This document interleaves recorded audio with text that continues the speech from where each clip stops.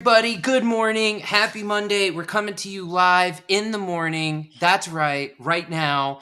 We're changing things up like we promised last week, all right? We're bringing a ton of energy to you guys. First, we want to say good morning. Happy Monday. If you haven't met us yet, my name is Moshe, aka DJ Fetus, and this is my closest friend, collaborator, and homie, Kardik NFT in all the places. How you doing this morning, man? Doing good, man. Starting a fresh week off with fresh content and these news recaps. So I'm kind of excited what we're bringing today. Yeah, I'm excited to bring our perspective, not only on what's happening in news, a little bit about what's happening in crypto. We haven't even come up with a name for this segment. So if you're tuning in, give us a name. I don't know. We got to figure that out. We know that this is an important thing for us because it helps us keep in touch. So we want to help you guys keep in touch. We're going to dive right into it. Like Kartik said, this segment, we're going to be talking about the news, some hot topics, and then our perspective from both the perspective of an artist, because we are artists, but we also are professionals. We have experience in all sorts of fields. So we're excited to help bring our perspective to you guys.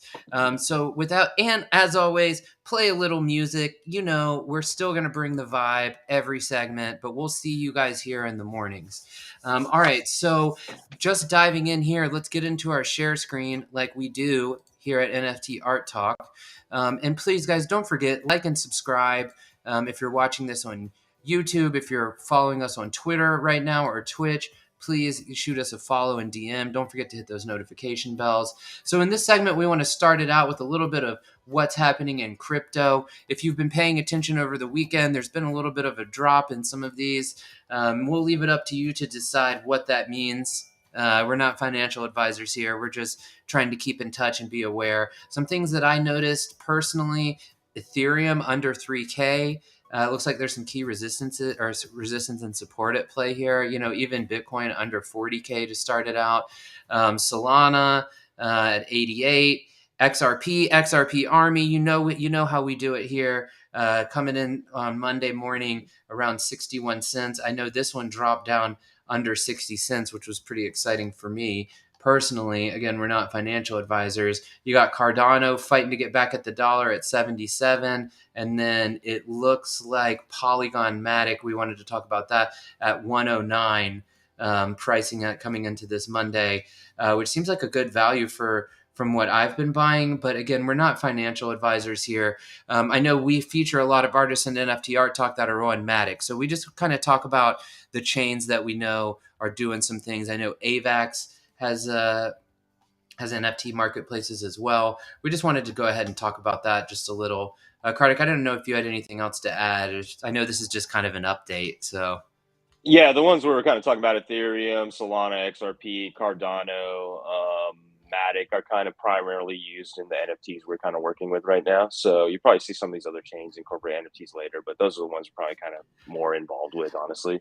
yeah, and we know that, like, you know, crypto.com, they have some NFT stuff going on. FTX is building a marketplace. So yeah, I mean, like, or has one. These are just the ones that we're focusing on. We want to like almost timestamp to like track how they go.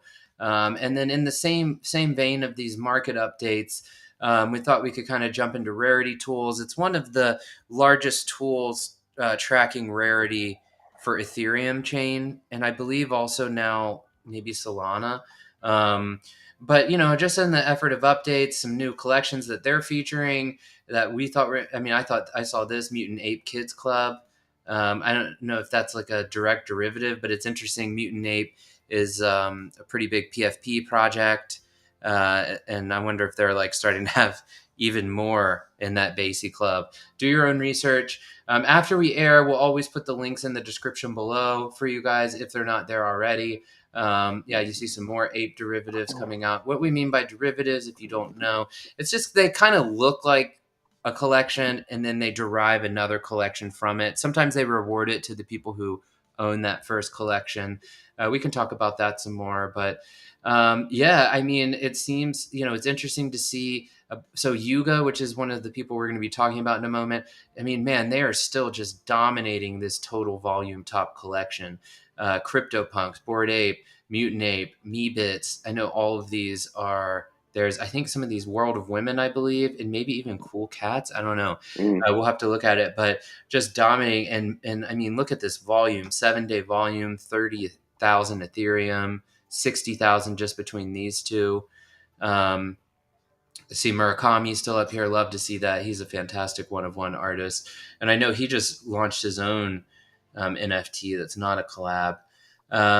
Yeah, this is kind of some updates on what's happening here and at the top of the industry. Um, Carter, do you have anything else you wanted to kind of talk about? I'll just scroll through so we can see. Yeah, it just seems like the big dogs are still in the main places on there on the top. I know I've seen a lot of V friends kind of stuff being messaged out, and yeah, man, Yeah, V Friends all kind 2 of just dropped, yeah, right? yeah, V friends too, exactly. So I've been seeing a lot of Gary V posts on that. But yeah, man, just it all looks pretty much. There's no big movers or shakers in that really that have just come up. So B Friends seemed like the only one that I kind of heard about recently that's kind of popping off right now. Yeah, outside of this stuff that Yuga's doing, let's dive into that a little bit. Yeah, so I found so basically this last weekend they were selling metaverse plot lands to BASE holders or in their Board Ape Yacht Club kind of like metaverse. So so we're gonna look at this order. Ethereum gas price surges as Yuga Lab cashes in 300 million selling other side entities. So other side is their metaverse for the Board Ape Yacht Club. While the other deed NFTs could be minted only in Ape, which Ape Coin is the coin for Board Ape Yacht Club in their ecosystem. It also required ETH for gas fees. So while the community was witness to the largest non-fungible token mint yet, Ethereum gas price rose to unprecedented levels in addition to users experiencing failed transactions due to blockchain bottlenecks. With each piece of land selling at 305 ApeCoin or nearly $5,800 at the time of sale, Yuga Labs made 319 million after 55K NFTs sold out almost instantaneously.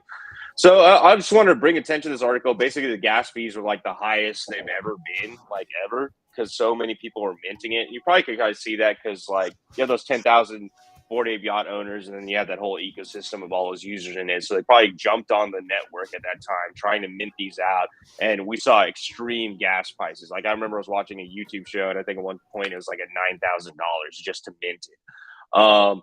But yeah, it's just interesting because Yuga Labs was kind of coming out there saying this is the biggest sale ever, but then hundreds of millions of Ethereum got burnt at that same time, and there's like a lot of failed transactions. It was overwhelming the network at times. That's why the gas was so high. So this is just interesting because we hadn't seen this in the space yet, right? Like when a group of many users come in there to actually transact on the blockchain, and this is like the first case use scenario of that, and you saw the gas fees going kind of crazy. I just thought it was interesting because only if you have that type of money could you even got these one of these lands, right? So like for a basic consumer, right, or any artist trying to sell any of their artworks on this Ethereum chain at that moment, the gas fees are so high that you wouldn't even be able to tap into your consumer base if you're just like a regular user or a regular one-on-one artist or just a smaller collection. But it just shows you like what needs to expand in this Ethereum environment. Really, I don't know if you have any other thoughts on that, Moshe. Yeah, I just thought like kind of in the same light of what you're saying. Yeah, it's interesting to see 55,000 people transacting at the same time on ApeCoin, which isn't even necessarily it's a core. I mean, it's built on Ethereum, but and it just crashes, to the extent that when Kartik says burn, that's just people losing millions of dollars or whatever because like they tried to make a transaction that failed and it cost money to make the transaction. So it speaks to the inefficiency of Ethereum. It speaks to the excitement around Bored Ape Yacht Club and everything that Yuga does. I feel like where just this stuff is selling out so fastly, so quickly, and it speaks to the future of what this technology is going to take because 55,000 NFTs is. I mean, I remember when we were selling tickets to concerts. I mean, we would have like a million transactions go on in a 24-hour period, sometimes as many as like 700,000 over the course of like a 30-minute period, just something that's super popular. And so to see, see similar issues in crypto. I'm excited to see crypto be a solution for that, not a problem. It's just going to take some time, but that's Right. It's such at an infancy right now, and that's why you do have these other blockchains where they're talking about how they're trying to implement low gas fees like Solana, Cardano, because one, this is what happens in the Ethereum network when a lot of people are using. And I know they're trying to transition to Ethereum 2.0 where these gas fees kind of reduce, but right now you just have a couple of these issues. But it does show that you can raise the money real quick. I won't right. doubt that. Right, exactly.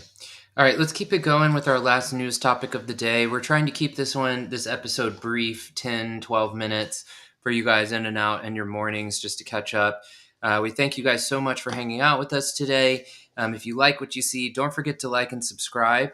And also, please don't forget at 1 o'clock Central Time today, we still have the NFT Art Talk where we're showcasing all the artists. So come hang out with us again then. Yeah, so this is another article I found. Solana goes dark for 7 hours as bots swarm Candy Machine NFT minting tool. It wasn't immediately clear how the bot traffic overcame safe network safeguards, but yeah, Solana stakeholders rushed to the right the network Saturday night after what one insider called an insane amount of data flooded the proof of stake chain, knocking validators out of consensus and grinding block production to a halt.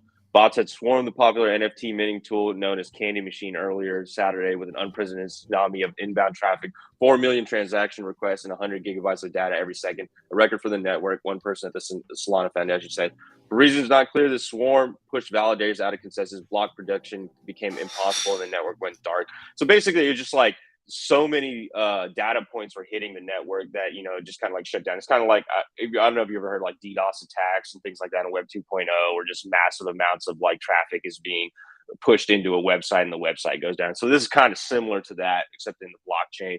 I just thought it was an interesting article because Yuga Labs and Bored Ape was kind of dominating the whole weekend, but this one kind of fell under the radar. So I just kind of wanted to point that out.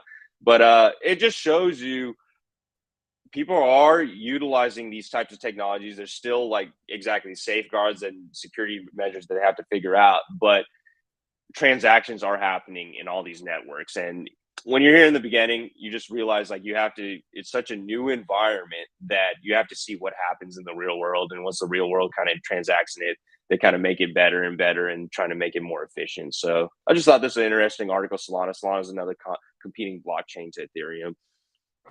Yeah, and it's really good to see all these different networks like learning how to, like you said, transact in the real world. And like I think a lot of people see these moments as like, oh my God, everything's failing. But I think there's another side. That's what we're trying to talk about today. The other side of it, of these technologies, learning how to support like what's happening and these massive transactions at the same time, because that massive adoption event, it's spoken about a lot in the NFT spaces. They're happening all the time. Bored Ape is a great example where just a ton of new people came in, and started paying attention because a lot of money was being spent. So keep your eyes out, guys. Thank you so much for hanging out with us today. This is awesome. We're going to start doing these. We're going to try to get these out to you guys each morning. We're going to keep them short and sweet. We're going to get the links like we always do. And don't forget, come hang out with us this afternoon at 1 o'clock and let's talk about some great artists that are out here doing what they're doing. Hope you guys have a great Monday and an awesome week. Kartik, you got anything closing for us? Have a good day. Just take this as like the networks are expanding. They have to be tested in reality. And this is actually a good thing, man, because I was in one of these spaces. Like sometimes it takes a long time to get your project funded. For these examples, they got funded that quick in a couple hours. So that's the strength of this space, actually. Yeah. All right. Well, you guys keep on keeping on. Experiment, explain, learn, ask questions. That's what we're here for. And definitely hit us up. We'll see you guys later this afternoon.